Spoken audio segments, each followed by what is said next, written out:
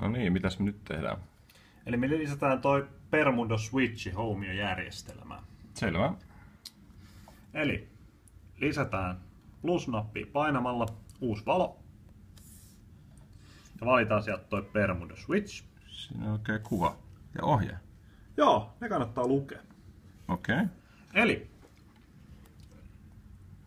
painetaan nappia 5 sekuntia pohjassa. Joo. Ja toi valo alkaa vilkkua.